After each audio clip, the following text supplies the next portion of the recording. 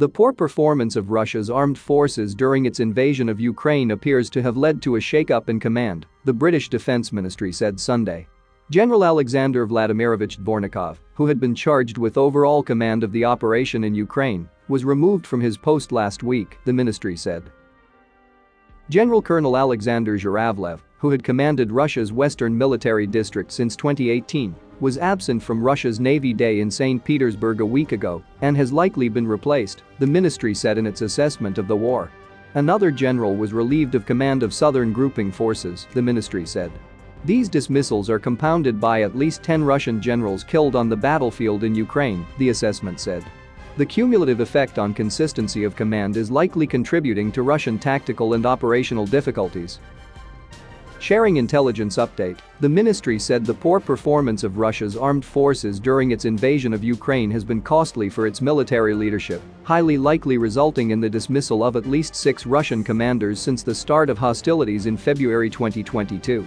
Russia had hoped for a quick victory over Ukraine, but it failed to anticipate Ukrainian resolve to fight for their nation. While Moscow failed to achieve its initial objective of capturing Kyiv, it has now taken control of about 20% of territory in the eastern region, known as Donbas, the industrial hub of Ukraine. Ukraine has accused Russia of once again firing rockets at Europe's largest nuclear power plant overnight and has called for new international sanctions on Moscow for nuclear terror after the site was also struck by missiles on Friday, leading to warnings of a very real risk of a nuclear disaster.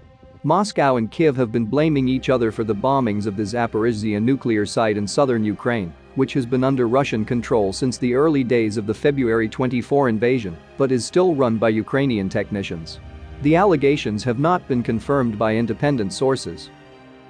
Ukraine's state nuclear energy company Enerhodom, that operates the plant, said the Russian occupiers once again fired rockets at the site of the Zaporizhzhia nuclear power plant and the town of Enerhodar, damaging 3 radiation sensors at the facility. The company added 174 containers with spent nuclear fuel were stored in the open air at the plant's dry storage facility that was attacked. Consequently, timely detection and response in the event of a deterioration in the radiation situation or leakage of radiation from containers of spent nuclear fuel are not yet possible, it said. Russian nuclear terror requires a stronger response from the international community, sanctions on the Russian nuclear industry and nuclear fuel, Ukrainian President Volodymyr Zelensky wrote on Twitter.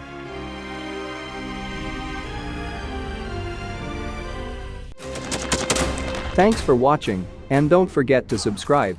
Also, if you want to support Warthog Defense, please become our member and get early access to new videos, exclusive members-only videos, and become administrator in comment section. The membership link is in the description. Rescues every day. We had a guy last week at 6 rescues in 6 days. He's doing the job every day.